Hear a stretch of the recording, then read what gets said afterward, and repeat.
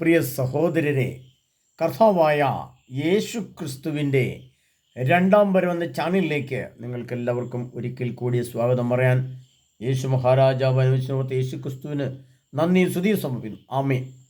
പ്രിയ സഹോദരരെ, ഒരു ചെറിയ കാര്യം ആദ്യമേ നിങ്ങളുടെ അറിയിപ്പ് രൂപത്തിൽ പറയാൻ ഞാൻ ആഗ്രഹിക്കുകയാണ്. ഞങ്ങൾ കഴിഞ്ഞ ദിവസമൊക്കെ യാത്ര ചെയ്തപ്പോൾ സ്ത്രീകൾക്ക് ടിക്കറ്റ് എടുക്കേണ്ട എന്നുള്ള കണ്ടീഷനും വന്നു. സ്ത്രീകൾക്ക് സൗജന്യ യാത്ര ഇപ്പോൾ അനുവദിച്ചിരിക്കുന്നു. അത് കിട്ടിയിരിക്കുന്നതിൻ്റെ കുറേ സന്തോഷത്തിലും കുറേ പേരുടെ ദുഃഖത്തിലും, എന്നാൽ ഗവൺമെൻറ്റിനെ സംബന്ധിച്ച് വളരെ വേദനയിലുമാണ് ലോകം കടന്നു പോകുന്നത്. ആ ഒരു അവസ്ഥയിലാണ് കാലം കടന്നു പോകുന്നത്. ഈ വിഷയത്തെ സംബന്ധിച്ച് ഞാൻ എൻ്റെ ഈശോയുടെ മുമ്പിൽ ഇരുന്ന് സമർപ്പിച്ച് പ്രാർത്ഥിച്ചപ്പോൾ എനിക്ക് അവിടുന്ന് കിട്ടുന്നൊരു സന്ദേശം ഇപ്രകാരമാണ്. അതായത്, ഒരു ഗവൺമെൻറ് നിലനിൽക്കണമെങ്കിൽ ആ രാജ്യത്ത് അതിൻ്റേതായ വികസന പ്രവർത്തനങ്ങൾ നടക്കണമെങ്കിൽ ഫണ്ട് വേണം, പണം വേണം. അപ്പോൾ ഓരോ സംവിധാനങ്ങളും നഷ്ടത്തിലും കഷ്ടങ്ങളിലും കടന്നു പോകുമ്പോൾ, പ്രത്യേകിച്ചും നമ്മുടെ ട്രാൻസ്പോർട്ട് വിഭാഗത്തെ സംബന്ധിച്ച്, ബസ്സുകളെ സംബന്ധിച്ചുള്ള കാര്യങ്ങൾ പറയുമ്പോൾ അനേകം ചിലവുകൾ, അതിൻ്റെ റിപ്പയറിംഗ് സംവിധാനങ്ങൾ, കണ്ടക്ടർമാർക്ക് ഡ്രൈവർമാർക്കുള്ള സംവിധാനങ്ങൾ, അതിനെല്ലാം കണക്ക് കൂട്ടുമ്പോൾ ഇതെല്ലാം ലാഭകരമല്ല. എന്നാൽ ഇതെല്ലാം അങ്ങ് നിലനിർത്തി കൊണ്ടുവന്ന് വിടുക. അതിൻ്റെ പേരിൽ ധാരാളം ആളുകൾക്ക് ജോലി കിട്ടുന്നു, അവരുടെ കുടുംബം നടന്നു പോകുന്നു. ആ ജോലി നിലനിൽക്കണമെങ്കിൽ ആ സംവിധാനം നിലനിൽക്കണം. പ്രിയപ്പെട്ടവരെ, ഞാൻ നിങ്ങളോട് പറയാൻ ആഗ്രഹിക്കുന്ന കാര്യം ഇതാണ്. നമ്മളൊരു സ്ത്രീകളാണെങ്കിൽ ചുരിദാർ മേടിക്കാനും അവർക്ക് പൊട്ടുകുത്താനും അവരുടെ പെർഫ്യൂം മേടിക്കാനും ചെരുപ്പും അങ്ങനെ ആഡംബരങ്ങൾക്ക് എത്രയോ പണം അവർ മുടക്കുന്നു. അവരുടെ ഒരു ചുരിദാർ മേടിക്കണമെങ്കിൽ 4000-5000 രൂപ മുടക്കണം. എന്നാൽ ഒരു ബസ്സിൽ കയറിയാൽ 22 രൂപയോ അല്ലെങ്കിൽ 30 രൂപയോ 40 രൂപ കൊടുക്കാൻ നമുക്ക് ബുദ്ധിമുട്ടാണ്. അപ്പം ഞാൻ പറയുന്നത്, എൻ്റെ വ്യക്തിപരമായ അഭിപ്രായത്തിൽ പറയുന്നത്, കേരളത്തിലെ സ്ത്രീകൾ പറയണം, ഞങ്ങൾക്ക് സൗജന്യ യാത്ര വേണ്ട, ഒരു ഗവൺമെൻറ് നിലനിൽക്കട്ടെ, ഇവിടെ ഒരു ഖജനാവിൽ പണമുണ്ടാകട്ടെ, ആ ഡിപ്പാർട്ട്മെൻറ്റ് നിലനിൽക്കട്ടെ. അത് പൊട്ടിത്തകർന്നു പോയാൽ വലിയ ദുരന്തമാണ് നമുക്ക് സംഭവിക്കാൻ പോകുന്നത്. അങ്ങനെ ട്രാൻസ്പോർട്ട് സംവിധാനം കേരള സർക്കാരിൻ്റെ ഉള്ളതുകൊണ്ടാണ് ഈ പൊതുനിരത്തുകളിൽ പ്രൈവറ്റ് ബസ്സുകളും ഒക്കെ വലിയ പ്രശ്നങ്ങൾ ഉണ്ടാക്കാതെ നിൽക്കുന്നത്. കാരണം ഇത് രണ്ടും ബാലൻസ് ചെയ്ത് പോവുകയാണ്, പ്രൈവറ്റ് സംവിധാനങ്ങളും ഗവൺമെൻറ് സംവിധാനങ്ങളും. എവിടെ പ്രശ്നം വന്നാലും അതെല്ലാം ഗുണകരമായിട്ട് മാറണമെങ്കിൽ ഈ സംവിധാനം നിൽക്കണം. അപ്പോൾ അതുപോലെ തന്നെ ഞാൻ വേറൊരു കാര്യം പറയാൻ ആഗ്രഹിക്കുന്നത്, നമ്മുടെ മൊബൈൽ ഫോണിൽ എത്രയാണ് പൈസ നമ്മൾ ഇട്ട് കൊടുക്കുന്നത്? 300 രൂപ, 400 രൂപ, 500 രൂപ മാസം നമ്മൾ ഈ മൊബൈൽ ഫോണിന് ഇതൊക്കെ കണ്ടു കേട്ട് ഉപയോഗിക്കാൻ വേണ്ടിയിട്ട് പൈസ കൊടുക്കുന്നുണ്ട്. അത് ടെലിവിഷൻ, ഒരു വീട്ടിൽ ടെലിവിഷൻ ഉണ്ടെങ്കിൽ 320 രൂപ, എത്രയാണ് ഇപ്പോഴത്തെ റേറ്റ് ഒന്നും എനിക്കറിയത്തില്ല. അപ്പം മൊബൈൽ ഫോണിൽ പൈസ ഉപയോഗിക്കുന്നു, നമ്മൾ ആർഭാടങ്ങൾക്ക് വേണ്ടി പണം ഉപയോഗിക്കുന്നു, നമ്മൾ ടെലിവിഷനും പത്രം വരുന്ന പത്രങ്ങൾ അതിന് വെച്ച് കൊടുക്കുന്നു. അങ്ങനെ ഇത്തരം കാര്യങ്ങൾക്കൊക്കെ നാം ധാരാളമായിട്ട് പണം വാരി എറിഞ്ഞ് ചെലവഴിക്കുമ്പോൾ ഈ ഗവൺമെൻറ് വലിയ സംവിധാനം, ഈ ട്രാൻസ്പോർട്ട് സംവിധാനം എന്ന് പറയുന്നത് കേരളത്തെ സംബന്ധിക്കുന്ന തിരുവനന്തപുരം മുതൽ കാസർഗോഡ് വരെ ഉള്ള വലിയൊരു സംവിധാനമാണ്. ഈ സംവിധാനത്തെ നിലനിർത്തേണ്ടത് നമ്മുടെ ജ്ഞാനത്തിൻ്റെ വരം ഉപയോഗിച്ച് നമ്മൾ ചിന്തിക്കണം. അപ്പോൾ ഞാനീ പറഞ്ഞ മേഖലകളിലൊക്കെ നമ്മൾ മാസാമാസം പണം വാരി എറിഞ്ഞു കൊടുക്കുമ്പോൾ, മൊബൈൽ ഫോണിന്, പത്രമാസികൾക്ക്, ചുരിദാറിന്, ആഡംബരങ്ങൾക്ക് കൊടുക്കുമ്പോൾ നമുക്ക് അതിനൊരു ബുദ്ധിമുട്ടുമില്ല. നിങ്ങളൊന്ന് ആലോചിച്ച് നോക്കണം, ഈ സംവിധാനം നിലനിന്നില്ലെങ്കിൽ നമ്മുടെ അവസ്ഥ ഒന്ന് ആലോചിച്ച് വയ്ക്കുക. ഈ ട്രാൻസ്പോർട്ടിങ് കേരള സർക്കാരിൻ്റെ ബസ്സുകൾ മൊത്തം നിന്ന് പോയി കഴിഞ്ഞാൽ നമുക്ക് പ്രൈവറ്റ് ബസ്സുകളെ കയറാൻ പറ്റുമോ? ഈ രണ്ട് സംവിധാനങ്ങൾ ഉള്ളതുകൊണ്ടാണ് നമുക്ക് ബാലൻസ് ചെയ്ത് പോകുന്നത്. അതുകൊണ്ട് ട്രെയിനിൽ കയറാൻ പറ്റുമോ? മനുഷ്യന് കാലുകുത്ത സ്ഥലം ഉണ്ടാകുമോ യാത്ര ചെയ്യാൻ? പ്രിയപ്പെട്ടവരെ, കേരളത്തിലെ സ്ത്രീ ജനങ്ങളോട് എനിക്ക് മൊത്തം പറയാനുള്ളത്, ഈ ചാനലിനകത്ത് 100, 200, 500, 10,000 ആൾക്കാരായിരിക്കും ഇത് കേൾക്കുക. പക്ഷേ ആയിക്കോട്ടെ, 10 പേര് കേട്ടാലും നഷ്ടമില്ല. പ്രിയപ്പെട്ടവരെ, ഞങ്ങൾ പറയണം, ഞാൻ ഈ തരുന്ന ക്ലാസ് നിങ്ങൾ പരസ്പരം ആയിരക്കണക്കിന് ആൾക്കാർക്ക് ഷെയർ ചെയ്ത് കൊടുത്തിട്ട് കേരളത്തിൽ സൗജന്യ യാത്ര വേണ്ട, സാധാരണ ഉള്ളതുപോലെ തന്നെ ടിക്കറ്റ് എടുത്ത് പോകുന്ന സംവിധാനം ഉണ്ടാകട്ടെ എന്ന് നിങ്ങൾ പറയുകയും ആഗ്രഹിക്കുകയും ചെയ്യുന്ന പശ്ചാത്തലത്തിലേക്ക് നമ്മൾ വരട്ടെ. അല്ലെങ്കിൽ ഇതിൻ്റെ അറിവിൻ്റെ തലത്തിലാണ് ഞാൻ പറഞ്ഞത്. ഇനി ജ്ഞാനത്തിൻ്റെ തലത്തിലെ കാര്യം പറഞ്ഞാൽ നമുക്ക് ഈ സംവിധാനം നിലനിൽക്കണം, ആവശ്യമാണ്. ഇനി അതിൻ്റെ ജ്ഞാന തലത്തിൽ പറഞ്ഞാൽ, അല്ലെങ്കിൽ അതിൻ്റെ ആത്മീയ തലം പറഞ്ഞാൽ, നമ്മൾ ഈ വക ഞാൻ മുമ്പേ പറഞ്ഞ കാര്യങ്ങൾക്ക് പണം മുടക്കുകയും ഇവിടെ 25, 30, 40, 50 രൂപയ്ക്ക് നമ്മൾ ടിക്കറ്റ് എടുക്കാതിരിക്കുകയും ചെയ്യുമ്പോൾ ദൈവത്തിൻ്റെ മുമ്പിൽ നീതി വേണ്ടേ? നമുക്ക് വ്യക്തിപരമായിട്ട് ദൈവത്തിന് മുമ്പിൽ നീതി വേണ്ടേ? ആ നീതിയെ ദൈവം എവിടെ വെച്ച് നമ്മളെ തൂക്കി വിലയിരുത്തും? ദൈവത്തിന് മുമ്പിൽ നീതി വേണം. ഒരു സർക്കാർ അധികാരത്തിൽ വരാനോ അല്ലെങ്കിൽ മറ്റൊരു സംവിധാനം ഉണ്ടാക്കാനോ താൽക്കാലികമായിട്ട് പറഞ്ഞു, അത് ഇപ്പം പെടാപ്പാട് പെടുകയാണ് സർക്കാർ കിടന്നിട്ട്. കാരണം വെച്ചാൽ ഇത് നശിപ്പിക്കാനും പറ്റും. ഈ സംവിധാനം നിലനിൽക്കണേ കോടികൾ കണക്കിന് രൂപ വേണം. അപ്പോൾ എനിക്കിവിടെ ആഹ്വാനം ചെയ്യാനുള്ളത്, ഈ വിഷയത്തെ സംബന്ധിച്ച് ആഹ്വാനം ചെയ്യാനുള്ളത്, നമ്മൾ ധാരാളമായിട്ട് പണം മറ്റുള്ള ആവശ്യങ്ങൾക്ക് ചിലവഴിക്കുമ്പോൾ നമുക്ക് ഈ ബസ്സിൽ ടിക്കറ്റ് എടുത്ത് യാത്ര ചെയ്യാനുള്ള സംവിധാനം നമ്മൾ ഒരുക്കി കൊടുക്കണം. നമ്മൾ ഇന്ത്യൻ പൗരന്മാരാണ്, കേരളത്തിൻ്റെ മക്കളാണ് നമ്മൾ. അപ്പോൾ ധാരാളം ഫണ്ടുണ്ടെങ്കിലേ കേരള ഗവൺമെൻറ്റും ഇന്ത്യ ഗവൺമെൻറ്റും ഫണ്ടുണ്ടെങ്കിലേ നമ്മുടെ വികസന പ്രവർത്തനം നടക്കുകയുള്ളൂ. അല്ലാതെ നമുക്ക് നമ്മുടെ കയ്യിലേക്ക് ആരും കൊണ്ടുവച്ച് തരികയില്ല. സർക്കാരിനെ നിലനിർത്തേണ്ടതും സർക്കാരിനെ പ്രോത്സാഹിപ്പിക്കേണ്ടതും സംവിധാനങ്ങൾ നിലനിൽക്കേണ്ടതും നമ്മുടെ ആവശ്യങ്ങളാണ്. അതിന് നിങ്ങളെല്ലാവരും പറയുക, നമുക്ക് ഈ സംവിധാനം വേണ്ട, സൗജന്യ യാത്ര വേണ്ട, എല്ലാവർക്കും പഴയതുപോലെ പോയാൽ മതി എന്ന് പറഞ്ഞുകൊണ്ട് പോകാനുള്ള വിവേകത്തിൻ്റെ വരം കേരളത്തിലെ സ്ത്രീകൾക്കും കേരള ജനത്തിനും ഉണ്ടാകട്ടെ. അത് ഞാൻ ആഗ്രഹിക്കുകയും പ്രവർത്തിക്കുകയാണ്. ഇത് പറയാൻ അപ്പോൾ ആ വിഷയത്തെ സംബന്ധിച്ച് ഞാൻ അത്തരം കാര്യം പറഞ്ഞു. അത് നിങ്ങൾ പ്രാർത്ഥിക്കണം. നിങ്ങൾ ബാധിച്ചുകൊണ്ട് പഴയതുപോലെ തന്നെ പോകാമെന്ന് സർക്കാരിനോട് പറയുകയാണെങ്കിൽ സർക്കാർ പറയും ശരി, ഓക്കെ, അങ്ങനെയാണെങ്കിൽ അങ്ങനെ പോകും, അങ്ങനെ മുന്നോട്ട് പോകും. ഇനി ഇതേ സംബന്ധിച്ച് മറ്റൊരു കാര്യം നിങ്ങളോട് പറയാനുള്ളത്, നമ്മൾ കാലഘട്ടം അന്ത്യത്തിലേക്ക് എത്തി എന്നുള്ളവരെ ഞാൻ പലപ്പോഴും പറയാറുണ്ട്. എൻ്റെ ക്ലാസ് തന്നെ യുഗാന്ത്യം രണ്ടാമരും യേശുക്രിസ്തു രണ്ടാമരും സംബന്ധിച്ചാണ്. അപ്പോൾ ആ വിഷയത്തെ സംബന്ധിച്ച് പറയുമ്പോൾ ഈ കഴിഞ്ഞ ദിവസം എന്നെ ഈ വിദേശ രാജ്യത്തു നിന്ന് ഒരു സഹോദരൻ, ഗൾഫ് രാഷ്ട്രം എന്നാണ് അദ്ദേഹം, എൻ്റെ ചാനൽ കണ്ട് പരിചയപ്പെട്ട് അദ്ദേഹം പറഞ്ഞു, ഞങ്ങളുടെ നാട്ടിൽ ഇപ്പം നിലവിൽ ഇറാനുമായിട്ട് യുദ്ധമൊന്നുമില്ല, അതൊരു കരാറുണ്ടാക്കി നിലവിൽ അത് ശരിയാക്കി വെച്ചിട്ടുണ്ട്, ഇപ്പോൾ വലിയ പ്രശ്നങ്ങളൊന്നും ഇല്ലാതെയാണല്ലോ പോകുന്നത് ബ്രദറെ, അപ്പോൾ യുദ്ധമൊന്നും വരികയില്ലായിരിക്കും അല്ലേ എന്നൊക്കെ പറഞ്ഞുകൊണ്ട് അദ്ദേഹം എന്നോട് അഭിപ്രായം ചോദിക്കേണ്ടായി. അപ്പോൾ ഞാൻ അദ്ദേഹത്തോട് പറഞ്ഞ വചനം ഇതാണ്. അത് ദാനിയേൽ പ്രവാചകന്റെ പുസ്തകം 12-ാം അധ്യായം 25-ാം തിരുവചനത്തെക്കുറിച്ചാണ് ഞാൻ അദ്ദേഹത്തോട് പറഞ്ഞത്. അവിടെ എന്താണ് എഴുതി വെച്ചിരിക്കുന്നതെന്ന് ദാർശനിക മനോഭാവമുള്ളവർക്ക് മനസ്സിലാവും. നമ്മൾ ഈ ലോകത്തിലേക്ക് മൊത്തമായിട്ട് ഇങ്ങനെ നോക്കി, ലോകത്തെ മൊത്തമായിട്ട് ഇങ്ങനെ നോക്കുമ്പോൾ അങ്ങനെ ഗൾഫ് രാഷ്ട്രങ്ങൾ അവിടെ കിടക്കുന്നു, ഏഷ്യൻ രാഷ്ട്രങ്ങൾ ഇവിടെ കിടക്കുന്നു, ഇന്ത്യ ഇവിടെ കിടക്കുന്നു, ആഫ്രിക്ക അവിടെ കിടക്കുന്നു, അപ്പുറത്ത് യൂറോപ്പ് കിടക്കുന്നു. നോക്കുമ്പോൾ കുഴപ്പമൊന്നുമില്ലല്ലോ. നമുക്കങ്ങനെ മൊത്തമായിട്ട് ലോകത്തെ നോക്കിക്കഴിഞ്ഞാൽ നമുക്ക് പെട്ടെന്ന് വലിയ കുഴപ്പമൊന്നും തോന്നില്ല. പക്ഷേ ജ്ഞാനത്തിൻ്റെ തലം കടന്ന് അതിന് അതീന്ദ്രിയ ജ്ഞാനത്തിലേക്കോ അല്ലെങ്കിൽ ജ്ഞാനത്തിൻ്റെ തലത്തിലേക്കോ, അറിവിൻ്റെ തലമാണ് ഇന്ന് കാണുന്ന സംവിധാനം, അതിന് ജ്ഞാനത്തിൻ്റെ തലമാണ് ഇപ്പോൾ സംഭവിച്ചുകൊണ്ടിരിക്കുന്ന പ്രശ്നങ്ങൾ. അതിൻ്റെ അപ്പുറത്തേക്കുള്ള പ്രവാചകപരമോ പ്രബോധനപരമോ അതീന്ദ്രിയ ജ്ഞാനതലമോ അല്ലെങ്കിൽ അതിൻ്റെ ദാർശനിക മനോഭാവ ജ്ഞാനമോ നമുക്കുണ്ടെങ്കിൽ ആ വരം വെച്ച്, ആ ജ്ഞാനം വെച്ച് ദൈവവചനത്തെ നാം ഇന്ന് പഠിക്കുമ്പോൾ ഇപ്പോഴുള്ള ഈ പശ്ചാത്തല സാഹചര്യത്തെ കർത്താവ് എങ്ങനെ പറഞ്ഞു വെച്ചിരിക്കുന്നു വചനത്തിലൂടെ പഠിക്കണം. അത് പഠിക്കണമെങ്കിൽ നമ്മൾ വായിക്കേണ്ടത് ദാനിയേൽ പ്രവാചകന്റെ പുസ്തകം 12-ാം അധ്യായം 25-ാം തിരുവചനമാണ്. അവിടെ ഇങ്ങനെ വിളിച്ചിരിക്കുകയാണ്, ദക്ഷിണദേശത്തെ രാജാവ് വളരെ വലുതും അതിശക്തമായ ഒരു സൈന്യത്തോടു കൂടെ അവനെ നേരിടും. ദക്ഷിണദേശത്തെ രാജാവ്, ഉത്തരദേശത്തെ രാജാവ് എന്ന് പറയുന്നത് ആണ് ഞാൻ പറഞ്ഞത്. പിന്നെ നമ്മുടെ ഉത്തരദേശത്തെ രാജാവ് എന്ന് പറയുന്നതാണ് റഷ്യയുടെ ഭാഗമായിട്ട് കിടക്കുന്ന ചൈനകൾ, അതോടനുബന്ധിച്ച് വരുന്ന സ്ഥലങ്ങൾ. ദക്ഷിണത്തെ ദേശത്തെ രാജാവ് എന്ന് പറയുന്നത് ആണ് അമേരിക്കയും അതിനോട് ചേർന്ന് വരുന്ന മറ്റു രാഷ്ട്രങ്ങളും ഇസ്രായേലും ഉള്ളത്. അപ്പോൾ ദക്ഷിണദേശത്തെ രാജാവ് അതിശക്തമായ ഒരു സൈന്യത്തോടുകൂടെ അവനെ നേരിടും. അവനെ നേരിടും എന്ന് പറയുമ്പോൾ ഇന്നത്തെ സാഹചര്യത്തിൽ ഇറാനെ നേരിടും. പക്ഷേ ഇറാൻ്റെ കൂടെ അതിശക്തമായ മറ്റു പലരും ഉണ്ടാവും. എന്നാൽ ചതിപ്രയോഗം മൂലം അവന് പിടിച്ചു നിൽക്കാൻ സാധിക്കുകയില്ല. ഇതിനകത്ത് ഒരു വലിയ ചതി വരുന്നുണ്ട്. അവിടെ കർത്താവ് എഴുതി വെച്ചിരിക്കുകയാണ്, 2 വർഷങ്ങൾക്ക് മുമ്പ് കർത്താവ് 3 യുഗങ്ങൾക്ക് മുമ്പ് എഴുതി വെച്ചിരിക്കുകയാണ്. ഇതിനകത്തെല്ലാം ഒരു കരാർ ഉണ്ടാക്കുമ്പോൾ ആ കരാർ നമ്മൾ പ്രത്യക്ഷത്തിൽ ലോകം നോക്കുമ്പോൾ ജേർണലിസ്റ്റുകൾ അതിൻ്റെ വാർത്തകൾ തയ്യാറാക്കി ലോകത്തോട് വാർത്തയുടെ അറിയിക്കുമ്പോൾ നമ്മൾ നോക്കുമ്പോൾ ഇതെല്ലാം കരാറുകളാണ്, എഗ്രിമെൻറ്റുകളാണ്, എഴുതി ഒപ്പിടുന്ന രാഷ്ട്രങ്ങൾ. എന്നാൽ അതിനകത്ത് ചതിപ്രയോഗം വരും. ആ ചതിപ്രയോഗം മൂലം അവന് പിടിച്ചിരിക്കാൻ കഴിയില്ല. അവൻ്റെ മേശയിൽ നിന്ന് ഭക്ഷിക്കുന്നവർ തന്നെ അവനെ നശിപ്പിക്കും എന്ന് പറഞ്ഞാൽ ചതിക്കൂട്ടത്തിൽ നിൽക്കുന്ന ആളുകൾ, ഓരോ രാജ്യങ്ങളുടെയും ആളുകളുടെ കാര്യങ്ങൾ നടത്തുന്ന ആൾക്കാരുടെ കൂട്ടത്തിൽ തന്നെ ചതിപ്രയോഗവും സംഭവിക്കാനുള്ള സാധ്യത ഉണ്ടെന്ന് കർത്താവ് പറയാണ്. അവൻ്റെ സൈന്യം നിർമ്മാർജ്ജനം ചെയ്യപ്പെടുകയും അനേകർ മരിച്ചു വീഴുകയും ചെയ്യും.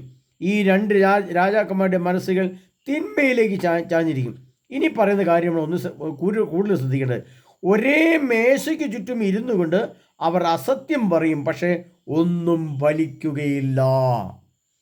ഇപ്പോൾ നമുക്കറിയാം, ഇറാനെ കൈകാര്യം ചെയ്യാൻ വേണ്ടി അമേരിക്ക നിൽക്കുന്നു, അമേരിക്കയെ കൈകാര്യം ചെയ്യാൻ വേണ്ടി അതിൻ്റെ ഉദ്യോഗസ്ഥർ നിൽക്കുന്നു, 2 രാഷ്ട്രങ്ങളും തമ്മിൽ അങ്ങോട്ട് സംസാരിക്കുന്നു, മധ്യസ്ഥമായിട്ട് മറ്റ് പല രാഷ്ട്രങ്ങളുണ്ടാവും, ഒക്കെ ഉണ്ടാവും.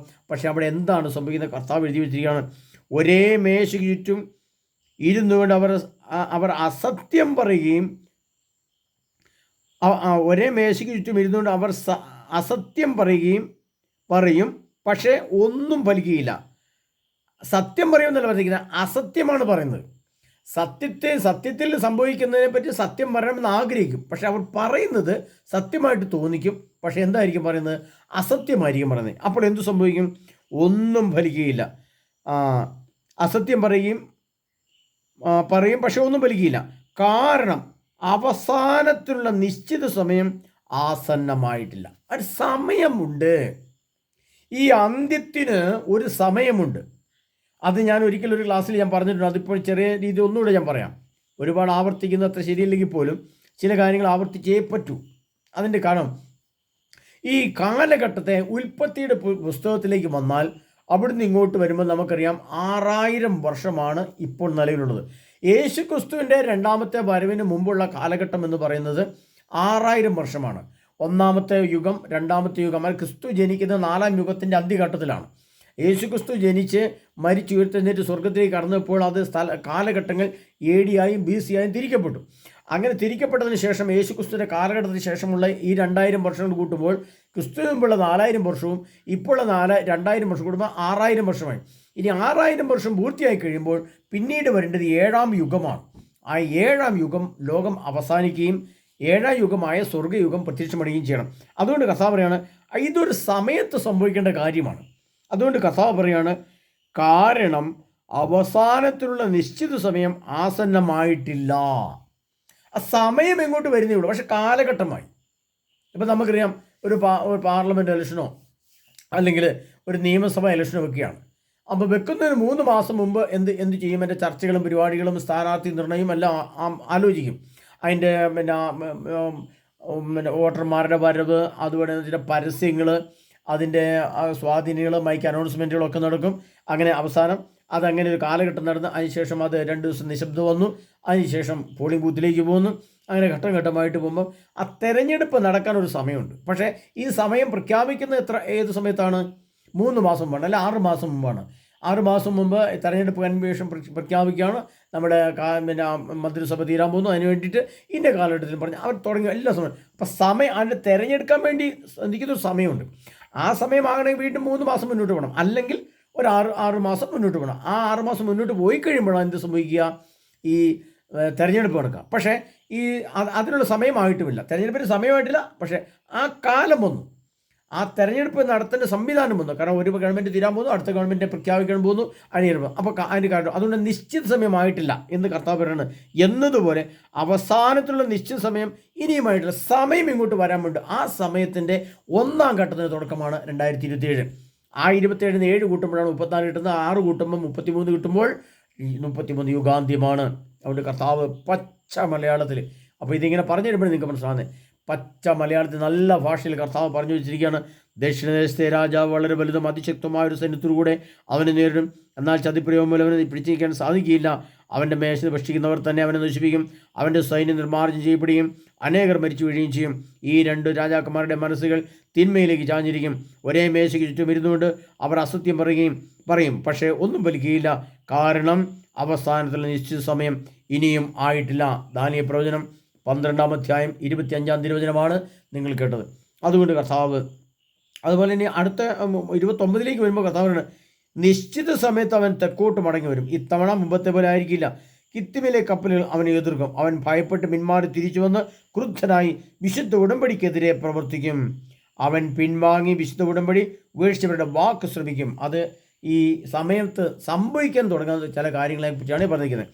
അപ്പോൾ നിശ്ചിത സമയത്ത് അവൻ തെക്കോട്ട് മടങ്ങി വരും. ആ നിശ്ചിത സമയം ഏതാണ്? ആ നിശ്ചിത സമയമാണ് യുഗാന്ത്യത്തിന് തൊട്ടുമ്പോൾ 7 വർഷം. എസെക്കിയേൽ പ്രവാചന പുസ്തകം അതിനകത്ത് പറയുന്നുണ്ട്, എന്നാൽ 7 വർഷത്തെ യുദ്ധം ഉണ്ടായിരിക്കും.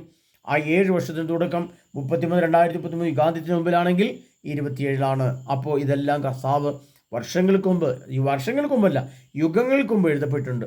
അതുകൊണ്ട് കാലഘട്ടം അതിൻ്റെ അന്ത്യത്തിലേക്ക് തീരാനിരിക്കുന്ന പശ്ചാത്തലത്തിൽ നാം വിവേകമതികളായിട്ട് ഉണർന്നെഴുന്നേൽക്കണം. ഇപ്പോൾ ഒരു സർക്കാരിൻ്റെ തലത്തിലുള്ള കാര്യങ്ങളാണെങ്കിൽ അവർക്ക് വേണ്ടുന്ന നീതി നടത്തി കൊടുക്കാൻ പറ്റുന്ന പ്രോത്സാഹനവും സ്നേഹവും സഹകരണവും നമ്മൾ കൊടുക്കണം. അതേപോലെ തന്നെ നമ്മൾ മറ്റു മനസ്സിലാക്കേണ്ടത് ദൈവിക പദ്ധതികൾ. നമ്മൾ വെറുതെ യാത്ര ചെയ്യാൻ പാടില്ല. നമ്മൾ അധ്വാനിച്ചാൽ എണ്ണ കത്താതെ, പണ്ടൊരാൾ പറഞ്ഞു കൊടുക്കുന്നുണ്ട്, അരി വെക്കാതെ ചോറ് കാണില്ല എന്ന് പറഞ്ഞതുപോലെ എണ്ണ കത്താതെ വാഹനം ഓടില്ല. നമുക്കറിയാം പെട്രോളിൻ്റെ ഒക്കെ ഡീസലിൻ്റെ വില അറിയാം. അത് മേടിച്ച് ഇതിനകത്തേക്ക് ആയിരക്കണക്കിന് ടണ്ണ്, ആയിരക്കണക്കിന് ലിറ്റർ, ലക്ഷക്കണക്കിന് ലിറ്റർ പെട്രോൾ ഡീസൽ ഒഴിക്കുമ്പോഴാണ് ഈ വാഹനം ഓടുന്നത്. അപ്പോൾ അതിനൊക്കെ ഭീമമായ പൈസ വരുന്നുണ്ട്. നമുക്കറിയാം പെട്രോൾ ഡീസൽ വളരെ ലഭ്യമല്ല. ഇതിനൊക്കെ കാലഘട്ടം അവസാനിക്കാൻ പോവുകയാണ്. അപ്പോൾ ഈ സംവിധാനത്തെ നിലനിർത്തിയില്ലെങ്കിൽ അതിൻ്റെ ഭവിഷ്യത്ത് ആർക്കാ വരിക? ഗവൺമെൻറ്റിന് എന്തെങ്കിലും വരുമോ? ഈ ആർക്കും വരില്ല ഇത്. ഇപ്പോൾ 1000 വണ്ടി 1000 KSRTC ബസ്സുകൾ അതിന് ബസ് സ്റ്റാൻഡിൽ കയറ്റി നിർത്തിയിട്ടിരിക്കുകയാണ്. ഓടാൻ എണ്ണയില്ല, അല്ലെങ്കിൽ ഡ്രൈവർമാരില്ല, അല്ലെങ്കിൽ ടയറില്ല എന്ന് പറഞ്ഞ് നിർത്തിയിട്ടിരിക്കുക. ആർക്കാണ് പ്രശ്നം വരുന്നത്? ജനത്തിനാണ് പ്രശ്നം വരുന്നത്, മറ്റാർക്കൊന്നും പ്രശ്നം വരില്ല. അപ്പോൾ ജനമാണ് ഇതിനെ അനുഭവിക്കുക. അപ്പോൾ ജനമാണിത് നിലനിർത്തേണ്ടത്, ജനമാണ് ഈ സത്യങ്ങൾ മനസ്സിലാക്കേണ്ടത്, ജനമാണ് ഇതിനെ താങ്ങി നിർത്തി പ്രോത്സാഹിപ്പിക്കേണ്ടത് പ്രിയപ്പെട്ടവരെ. അതുകൊണ്ട് ഈ വിഷയങ്ങളെക്കുറിച്ചൊക്കെ ദൈവവചനത്തിൻ്റെ ജ്ഞാനത്തിൻ്റെ അടിസ്ഥാനത്തിൽ നമ്മൾ ചിന്തിക്കുമ്പോൾ ഇതാ കർത്താവിൻ്റെ വരവിന് തൊട്ടുമുമ്പുള്ള പശ്ചാത്തലമാണ്. ഇപ്പോൾ ഒരു കാര്യം കൂടെ പറഞ്ഞിട്ട് ഞാൻ ഈ ക്ലാസ് നിർത്താൻ പോവാണ്. അതിൻ്റെ ഇതാണ്, ഇപ്പോൾ ഒരു യുദ്ധത്തിൻ്റെ മേഖലയിൽ ഒരു ശാന്തത എന്നതുപോലെ നമുക്ക് തോന്നുന്നുണ്ട്. അതാണ് പറഞ്ഞിരിക്കുന്നത്. അടുത്ത സ്റ്റെപ്പ് ഘട്ടത്തിലേക്ക് യുദ്ധം പ്ലാൻ ചെയ്യുന്ന സമയമാണ്. അതായത് ഗോഗ് മാഗോഗ് യുദ്ധത്തിൻ്റെ 1ാം ഘട്ടം ഈ 27 ആരംഭിക്കുകയാണ്. ആ ആരംഭത്തിന് മുമ്പ് ഇപ്പം ഇത്രയും പ്രശ്നങ്ങളൊക്കെ വന്നിട്ടും മറ്റുള്ള ലോകരാഷ്ട്രങ്ങൾ കയറി ഒന്നും കൈകാര്യം ചെയ്തിട്ടില്ല. നമുക്കറിയാം, റഷ്യ ഇസ്രായേലിനെതിരെ വരുന്നുണ്ട്. അപ്പോൾ അങ്ങനെ വരുന്നത് അത് സംഭവിച്ചിട്ടില്ല. അപ്പോൾ അങ്ങനെ സംഭവിക്കുന്നതിന് മുമ്പുള്ള ഒരു സൈലൻറ്റ് ടൈമാണിത്. ഒരു ശാന്തം. നമ്മൾ വിചാരിക്കും കുഴപ്പങ്ങളൊന്നും ഇല്ലല്ലോ എന്ന് വിചാരിക്കും. പക്ഷേ വലിയ കുഴപ്പത്തിൻ്റെ തുടക്കത്തിന് വേണ്ടി ഒരു ചെറിയ സംവിധാനം, ചെറിയ സമയം, ഒരു ശാന്തമാണ്. ആ സമയമാണ് ഈ സമയം. അപ്പോൾ ഇതിന് പിന്നാലെ വരുന്നത് അതിഭയാനകമായ കാര്യങ്ങളാണ്. ഇതൊക്കെ മനസ്സിലാക്കിക്കൊണ്ട് നമ്മൾ നമ്മുടെ വിവേകത്തെ ഉപയോഗിച്ച് അതിശക്തമായ വിവേകത്തിൻ്റെ വരം ഉപയോഗിച്ച് നമ്മൾ ഈ സമൂഹത്തോട്, രാഷ്ട്രത്തോടുള്ള ഗവൺമെൻറ്റിനോട് അറിയിക്കുക ആ വിഷയങ്ങൾ. അതുപോലെ നമ്മുടെ ആത്മീയ ഒരുക്കത്തിന് ശക്തി തുടങ്ങുക, വളരെ ശക്തമായിട്ട് നമ്മൾ ആത്മീയ ഒരുക്കത്തിന് തയ്യാറാവുക. അതുപോലെ നമ്മൾ എറണാകുളത്തെ ധ്യാനം 26, 27, 28, 29 നമ്മൾ 27 വെള്ളിയാഴ്ച വൈകിട്ട് 4 മണിക്ക് തുടങ്ങി വയ്ക്കുന്നു. ശനി, ഞായറും തിങ്കളും 3 മണി വരെ ധ്യാനം ഉണ്ടാവും. പിന്നെ 2 മണിക്കൂർ ആരാധന ഉണ്ടാവും. അങ്ങനെയൊക്കെയാണ് ക്രമീകരിച്ച് അതെല്ലാം മനസ്സിൽ ഓർമ്മിച്ച് വെച്ചുകൊണ്ട് ധാരാളം ആളുകൾ എത്രയും പെട്ടെന്ന് വരിക. കാരണം തൊട്ടു മുമ്പിൽ സമയം, അത് നിശ്ചിത സമയത്ത് കൂട്ട് മടങ്ങി വരും. അതുപോലെ കർത്താവ് ഒരേ മേശയ്ക്കുറ്റും അവസാനത്തുള്ള നിശ്ചിത സമയം ആസന്നമായിട്ടില്ല. സമയം ഇങ്ങോട്ട് വരുന്നേ ഉള്ളൂ. പക്ഷേ ഈ സംവിധാനങ്ങളെല്ലാം യുഗാന്ത്യത്തിൻ്റെ എല്ലാ ലക്ഷണങ്ങളും, എല്ലാ സംഭവങ്ങളും അറിവിൻ്റെ തലത്തിലും ജ്ഞാനത്തിൻ്റെ തലത്തിലും അതീന്ദ്രിയ ജ്ഞാന തലത്തിലും ലോകത്ത് ആണവ ബോംബുകളും അതിൻ്റെ സംവിധാനം ഉണ്ടാക്കി വെച്ച് അത് റെഡിയാക്കി ഇരിക്കുന്ന പശ്ചാത്തലത്തിലാണ് നമ്മൾ. അതുകൊണ്ടാണ് നിശ്ചിത സമയം എന്ന് പറയുന്നത്. അതിന് അത്രയും വരാൻ തയ്യാറായിട്ട് നിൽക്കുകയാണ് കാര്യങ്ങൾ. ആ കാലഘട്ടത്തിൽ, ഈ പശ്ചാത്തലത്തിൽ നാം വളരെ വിവേകത്തോടെ നമ്മൾ മുന്നോട്ട് ജീവിക്കേണ്ടതായിട്ടുണ്ട്. അതുകൊണ്ടാണ് ഞാൻ പറഞ്ഞത്, നമ്മൾ അരി വെക്കാതെ ചോറ് കാണില്ല, എണ്ണ കത്താതെ വണ്ടി ഓടില്ല എന്നതുപോലെ നാം യാത്ര ചെയ്യുമ്പോൾ നാം പൈസ കൊടുത്ത് യാത്ര ചെയ്യാൻ വേണ്ടി ശ്രമിക്കുക. അങ്ങനെ ഒരു ജില്ലയോ ഒരു രാഷ്ട്രമോ അല്ലെങ്കിൽ ഒരു ജില്ലയോ അല്ലെങ്കിൽ കുറേ ആളുകളോ ഗവൺമെൻറ്റിനോട് പറയണം, ഞങ്ങൾ പൈസ തന്നുകൊള്ളാം, ഈ സംവിധാനം പിൻവലിക്കുക, ഞങ്ങൾ പണം തന്നിട്ട് പോയിക്കൊള്ളാം എന്ന് നമ്മൾ വിവേകത്തോടെ പറയുക. ആ സംവിധാനം നിലനിൽക്കട്ടെ, നമ്മുടെ ജനങ്ങൾക്ക് വേണ്ടിയിട്ടുള്ള സംവിധാനമല്ലേ.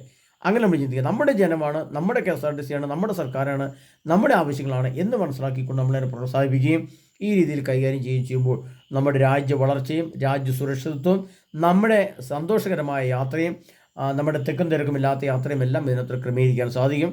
അത് ഒന്നാം തലം. രണ്ടാമത് നമ്മളത് മനസ്സിലാക്കേണ്ടത് യേശുക്രിസ്തുവിന്റെ രണ്ടാമത്തെ വരവിന് വേണ്ടിയിട്ട് ഒരുക്കത്തിൻ്റെ സമയം അത്യാസന്നമാണ്. ഇന്നലെ ഞാൻ പറഞ്ഞിരുന്നു, അത് അത്യാസന്നമാണ്, അത് അതിവേഗം വരുന്നു. ആ തൊട്ടടുത്ത് ഞാൻ മുമ്പേ ഉദാഹരണം പറഞ്ഞ പോലെ, ഇലക്ഷൻ്റെ കാര്യം പറഞ്ഞ പോലെ തന്നെയാണ് ഈ സംഭവം വരാൻ പോകുന്നത്. അപ്പോൾ അതിനുവേണ്ടിയിട്ടുള്ള ഒരുക്കം നമ്മൾ എങ്ങനെ ആയിരിക്കണം ഒരുക്കം എന്നുള്ളതിനെപ്പറ്റി എളിദാസിൻ്റെ ധ്യാനം കൂടിയവർക്ക് വ്യക്തമായിട്ട് ബോധ്യമായിട്ടുണ്ട്. അപ്പോൾ കൂടാത്തവർക്ക് അത് ബോധ്യമായിട്ടില്ല. അതുകൊണ്ട് കഴിയുന്നത്ര ആളുകൾ എത്രയും പെട്ടെന്ന് വരിക. എന്നാൽ ഒരുപാട് ആളുകൾ, ഒരു 150-200 ആളുകൾ വന്ന് അവർക്കുള്ള സംവിധാനം അവിടെ ഇല്ല. നമുക്കൊരു 75-80 ആളുകൾക്ക് മാത്രമേ അവിടെ സംവിധാനമുള്ളൂ. അതുകൊണ്ട് ആദ്യം പേര് ബുക്ക് ചെയ്യുന്നവർക്ക്, ഇപ്പോൾ കുറേയേറെ ബുക്ക് ചെയ്തിട്ടുണ്ട്, ബുക്ക് ചെയ്യുന്നവർക്ക് മാത്രമേ ആ ധ്യാനത്തെ സംബന്ധിക്കാൻ സാധിക്കുകയുള്ളൂ. അതെല്ലാം മനസ്സിലാക്കി വെക്കുക. അതിനായി നമുക്ക് പ്രാർത്ഥനാപൂർവ്വമായിരിക്കാം. നമ്മൾ കേട്ടിട്ടുള്ള ക്ലാസ്സുകളും ധ്യാനങ്ങളുമല്ല, അത് പുതിയ ധ്യാനവും പുതിയ ക്ലാസ്സുമാണ്. കാരണം ലോകത്ത് ഈ ഒരേ ഒരു ധ്യാനം മാത്രമേ യേശുവിൻ്റെ വരനെക്കുറിച്ച് ധ്യാന മന്ദിരമായിട്ട് നടത്തിക്കൊണ്ട് പോകുന്നുള്ളൂ. മറ്റൊരു ധ്യാന സെൻ്ററുകളിലും ഇത്തരം ധ്യാന ക്ലാസ്സുകളിലെ ബാക്കിയുള്ളെല്ലാം പരിശുദ്ധമാഭിഷേക ധ്യാനം, ആന്തരിക വിശദീകരണ ധ്യാനം, പരിശുദ്ധ കുർബാനയെ സംബന്ധിക്കുന്ന ധ്യാനം, കുടുംബ നവീകരണ ധ്യാനം, വരദാനാഭിഷേക ധ്യാനം, കൗൺസിലിംഗ് ധ്യാനം എന്നൊക്കെ പറഞ്ഞിട്ട് മറ്റനേകം ധ്യാനങ്ങൾ നടക്കുന്നത്. യേശുക്രിസ്തുവിൻ്റെ രണ്ടാമത്തെ വരവിനെക്കുറിച്ച് അതിൻ്റെ എല്ലാ സെക്കൻഡ്, മിനിറ്റ്, മണിക്കൂർ, ദിവസം, ആഴ്ച, മാസം, വർഷം വരെ എല്ലാം പറഞ്ഞുകൊണ്ട് അതെല്ലാം വചനത്തെ അടിസ്ഥാനത്തിൽ പഠിപ്പിച്ചുകൊണ്ടുള്ള ഒരേ ഒരു ധ്യാനം ഇന്ന് ലോകത്തുള്ളൂ. അത് ഈ ഒരു ധ്യാന ക്ലാസ് മാത്രമേ ഉള്ളൂ. അതിനെ പ്രിയപ്പെട്ടവരെ കഴിയുന്നത്ര വേഗം വരിക. ജോലിയുള്ളവർ ലീവ് എടുത്ത് വരിക. വീട്ടിൽ ആയിരിക്കുന്നവർ വീട് അടച്ച് പൂട്ടി കെട്ടി വേഗം വരിക. അങ്ങനെ വന്ന് എത്രയും പെട്ടെന്ന് ആളിൻ്റെ എണ്ണം കൂടുതലാണെങ്കിൽ ഒരു മാസം 2 ധ്യാനം വെച്ച് ചെയ്യും. ആളിൻ്റെ എണ്ണം താൽക്കാലികമായിട്ട് അറിഞ്ഞു പിടിച്ച് വരുന്നുള്ളൂ. അതുകൊണ്ടാണ് ഒരു മാസം ഒരു ധ്യാനം വെച്ച് ചെയ്തിരിക്കുന്നത്. അടുത്ത മാസം ജൂലൈ മാസം മുതൽ ജൂലൈ ആദ്യവും ജൂലൈ അവസാനവും, ജൂലൈ ആദ്യത്തെ 2ാമത്തെ ആഴ്ചയും ജൂലൈ അവസാനത്തെ ആഴ്ചയും, അതിനുശേഷം ഓഗസ്റ്റ് മാസത്തിൽ വീണ്ടും ഓഗസ്റ്റ് ആദ്യ വാരവും ഓഗസ്റ്റ് അവസാനത്തെ വാരവും നമ്മൾ ധ്യാനം 2 എണ്ണം വെച്ച് ചെയ്യാൻ വേണ്ടി ആഗ്രഹിക്കുകയാണ്. കാരണം ആളുകൾ കൂടുതൽ വരാൻ വേണ്ടിയിട്ട് ഓണത്തിൻ്റെ അവധിക്കൊക്കെ ധാരാളം ആൾക്കാർ വരാൻ വേണ്ടിയിട്ട് ഓണാവധിയോടനുബന്ധിച്ചൊരു ധ്യാനം നമ്മൾ വെക്കുന്നുണ്ട്. അങ്ങനെ ധ്യാനത്തിൻ്റെ എണ്ണവും കുറയുകയാണ്, കൂടുകയല്ല ചെയ്യുന്നത്. അതുകൊണ്ട് ഇതൊക്കെ മുന്നോട്ട് അധികം പോവുകയുമില്ല. അതുകൊണ്ട് എത്രയും പെട്ടെന്ന് വരിക പ്രിയപ്പെട്ടവരെ. അതിശക്തമായ ഒരു ആത്മീയ ഒരുക്കം, ആ ഒരുക്കം അറിവിൻ്റെ തലവും ജ്ഞാനത്തിൻ്റെ തലവും കൂടെ നമുക്ക് വേണം. അതിനപ്പുറത്തേക്ക് അതീന്ദ്ര ജ്ഞാനതലം എന്തൊക്കെയാണെന്ന് അന്ന് വ്യക്തമായിട്ട് നിങ്ങൾ മനസ്സിലാക്കിയാലേ ആ 3 ഘടനയെക്കുറിച്ച് നമ്മൾ പഠിക്കുക. വിശുദ്ധ ഗ്രന്ഥത്തിൽ അന്തർലീനമായിരിക്കുന്ന വചനത്തിൻ്റെ നിഗൂഢ ഘടന 3 ഘടനയുണ്ട്. ഓരോ വചനത്തിലും 3 ഘടനയുണ്ട്. അതിൽ നമുക്ക് വെളിപ്പെട്ട് കിട്ടുന്ന ഘടന, നമുക്ക് ആവശ്യമുള്ള ഘടനകളെ നമ്മൾ വിട്ടെടുക്കുകയാണ്. അത് സ്വർഗമെന്ന് നമ്മൾ കേട്ടിട്ടുള്ളൂ, അതെങ്ങനെയാണ് ഇരിക്കുന്നതെന്ന് വ്യക്തമായിട്ട് പഠിപ്പിക്കുന്നു. അതിനെ നമ്മുടെ പാപങ്ങളെ തിന്മകളെ ഉപേക്ഷിക്കുന്ന രീതിയിൽ വളരെ വ്യക്തമായിട്ട് അത് നമ്മൾ പഠിപ്പിക്കുന്നു. അങ്ങനെ എല്ലാ വിധത്തിലും വലിയ ആത്മീയ ഒരുക്കമാണ് നടക്കുന്നത്. അതിനാൽ പ്രിയ സഹോദരങ്ങളെ, നിങ്ങൾ എത്രയും പെട്ടെന്ന് വരാൻ വേണ്ടി പേര് വിളിച്ച് ബുക്ക് ചെയ്യുക. കഴിയുന്നത്ര ആളുകൾ വേഗം എത്തുക. ഒരു 2-2.5 ദിവസം കൊണ്ട് ക്ലാസ് പൂർണ്ണമാക്കി നിങ്ങളെ തരാം. ശനിയാഴ്ചയും ഞായറാഴ്ചയും ഫുള്ള് ക്ലാസ് ഉണ്ട്. അതുപോലെ ഇരുന്നാലേ ക്ലാസ് തീരുള്ളൂ. പിന്നെയുള്ളത് തിങ്കളാഴ്ച ഒരു കുറച്ച് സമയം, അതായത് ഉച്ച 2 മണി 3 മണി വരെ ക്ലാസ് ഉണ്ടാകും. പിന്നെ 2 മണിക്കൂർ കാര്യങ്ങൾ, ഒരു പ്രാർത്ഥനയും ഒക്കെ ആയിട്ട് അങ്ങനെ 3 ദിവസം വേണം. ഇല്ലാതെ ഒന്നും ചെയ്യാൻ പറ്റില്ല. പ്രിയപ്പെട്ടവർ, അതിനായിട്ട് ശക്തമായിട്ട് പ്രാർത്ഥിക്കുകയും ഒരുങ്ങുകയും ഞങ്ങൾക്ക് വേണ്ടി പ്രാർത്ഥിക്കണം. ഞങ്ങൾ വരാൻ ഉദ്ദേശിക്കുന്നവരോട് പ്രാർത്ഥിക്കുന്നുണ്ട്. അത് നമ്മുടെ സഭയ്ക്ക് വേണ്ടി, ലോകത്തിന് വേണ്ടി, ഈ പ്രപഞ്ചത്തിന് വേണ്ടി ഒക്കെ നമ്മൾ പ്രാർത്ഥിച്ചുകൊണ്ടിരിക്കുകയാണ്. ഈശോയുടെ വരവിന് മുമ്പ് എല്ലാ സംവിധാനങ്ങളും തകർന്ന് തരിപ്പണമാകും. അത് നമ്മൾ മനസ്സിലാക്കണം. കാരണം ഇപ്പോൾ കേട്ടുകൊണ്ടിരിക്കുന്ന മൊബൈൽ സംവിധാനങ്ങളൊക്കെ അതെല്ലാം ഇല്ലാതെയാവും. വലിയ ദുരന്തങ്ങളിലേക്കാണ് നമ്മൾ പോവുക. എന്നാൽ അവിടെയും സംരക്ഷണം നൽകുന്ന, ശക്തിപ്പെടുത്തുന്ന, നമ്മളെ ധൈര്യപ്പെടുത്തുന്ന, പ്രശ്നങ്ങളിൽ നിന്ന് പരിപാലിക്കുന്ന ഒരു സർവശക്തനായ യേശു ക്രിസ്തു എന്ന വ്യക്തി നമുക്ക് ചുറ്റുമുണ്ട്, നമ്മുടെ കൂടെയുണ്ടെന്ന് മനസ്സിലാക്കിക്കൊണ്ട് അതെങ്ങനെയാണ് ആ വ്യക്തിയെ നമ്മൾ മുഖാമുഖം കണ്ടുമുട്ടുന്നത് എന്നുള്ള കാര്യങ്ങളെ പറ്റിയൊക്കെ വളരെ വ്യക്തമായി പഠിപ്പിച്ചുകൊണ്ട് ഈശ്വര വരാനായിട്ട് ഒരുങ്ങുകയാണ്. അതിനെ പ്രിയ സുഹൃത്തുക്കളെ, കർത്താവായ യേശു ക്രിസ്തുവിൻ്റെ തിരുരക്തം നമ്മെ ഓരോരുത്തരും സംരക്ഷിക്കുമാറാട്ടെ. കർത്താവായ യേശു തിരുലിഖിതങ്ങൾ നമ്മളെ മറ്റൊരു മനുഷ്യർക്ക് രൂപാന്തരപ്പെട്ടെ. കർത്താവായ യേശു ക്രിസ്തുവിൻ്റെ പരിശുദ്ധാത്മാവ് എന്നെ മറ്റൊരു അഗ്നിഗോളമാക്കി മാറ്റട്ടെ. കർത്താവായ യേശു ക്രിസ്തുവിൻ്റെ പരിശുദ്ധാത്മാവിൻ്റെ അഗ്നി എന്നെ ജ്ഞാനവും വിശുദ്ധിയും വിവേകം കൊണ്ട് നിറയ്ക്കട്ടെ. പരിശുദ്ധമാൻ്റെ അഗ്നി വരദാനങ്ങളായിട്ട് കവിയട്ടെ. ആത്മാവിൻ്റെ നിറവും ശക്തിയും എന്നെ അതീന്ദ്രിയ ജ്ഞാനത്തിലേക്ക്, ദൈവത്തിൻ്റെ പ്രബോധന ജ്ഞാനത്തിലേക്ക്, കർത്താവ് രഹസ്യമാക്കി വെച്ചിരിക്കുന്ന ആ നിഗൂഢത്തിൽ എന്താണ് മനസ്സിലാക്കുക ജ്ഞാനത്തിലേക്ക് എന്നെ എടുത്ത് ഉയർത്തുമാറാകട്ടെ. അങ്ങനെ എൻ്റെ കർത്താവിൻ്റെ യേശു ക്രിസ്തുവിൻ്റെ പരമസത്യത്തിലേക്ക് ജീവനെയും ജീവിതത്തെയും ചേർത്ത് വയ്ക്കാൻ മാറാകട്ടെ. അതിനായി നമ്മെ ഓർത്ത് സർവ്വശക്തനായ ഈശോ അനുഗ്രഹിക്കുമാറാകട്ടെ. ആമേൻ.